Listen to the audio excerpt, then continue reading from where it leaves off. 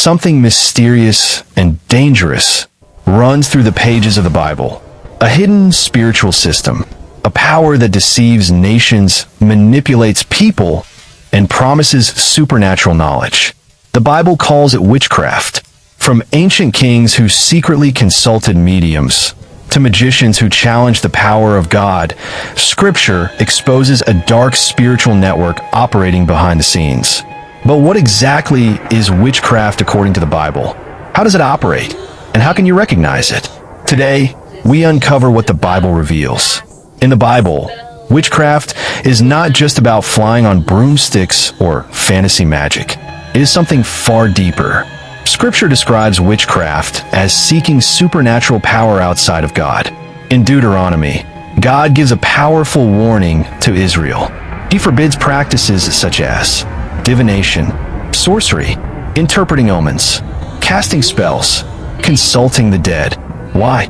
Because these practices attempt to access spiritual power through sources other than God.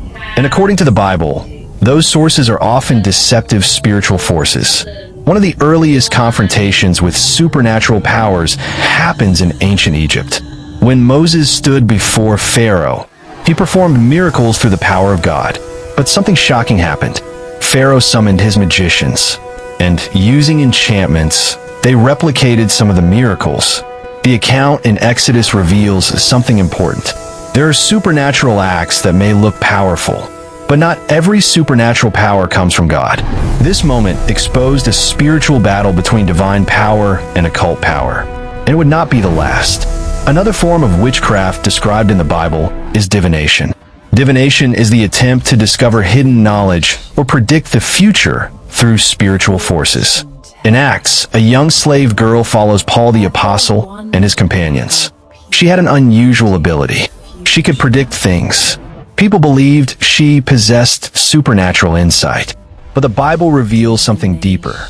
Her power came from a spirit of divination. Eventually, Paul commands the spirit to leave her, and instantly, the power disappears. This story reveals a powerful truth. Some supernatural abilities may look impressive, but their source may not be from God. Another figure appears in Scripture, a man who amazed entire cities. His name was Simon Magus. Before hearing the gospel, Simon practiced sorcery and astonished people with his powers. Many believed he possessed divine authority. But when the message of Christ reached him in Acts, Simon witnessed something greater, the power of God. This moment revealed a contrast between two forces, one that seeks personal glory and control, and one that points people toward God. Perhaps one of the most dramatic moments involving witchcraft occurs with a king of Israel. His name was Saul. In desperation, Saul sought guidance. But instead of turning to God, he did something forbidden. He visited a medium known as the Witch of Endor. This story recorded in 1 Samuel reveals the dangers of necromancy, consulting the dead. The moment illustrates how spiritual desperation can lead people to seek answers from dangerous sources. And the consequences were severe. When we examine these stories together, the Bible reveals a pattern. Witchcraft often operates through three main strategies. 1. Deception. In Revelation, sorcery is described as something that deceives nations. It presents itself as wisdom, power, or enlightenment. But its goal is misdirection. 2. Manipulation. Witchcraft often seeks control. It attempts to influence events, people, or circumstances through hidden spiritual forces.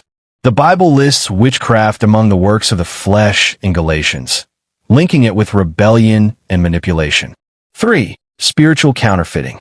Throughout Scripture, occult power often imitates divine power. The magicians of Egypt tried to replicate miracles. Sorcerers amaze crowds with supernatural displays. But the Bible teaches that imitation power will never equal the power of God. Yet the Bible also tells a remarkable story of transformation.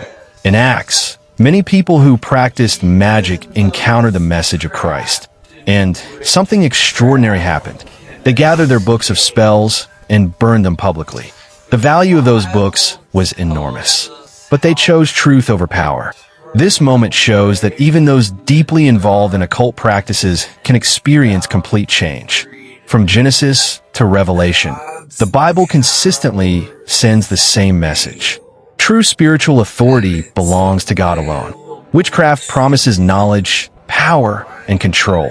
But according to Scripture, it ultimately leads to deception. The Bible urges believers to seek wisdom, guidance, and power from God rather than hidden spiritual forces. Because in the end, light always exposes the darkness. If you found this eye-opening, make sure to subscribe for more powerful biblical revelations and untold stories from Scripture. And tell me in the comments, which mysterious Bible topic should we uncover next? Because some of the most powerful stories in the Bible are the ones people rarely talk about.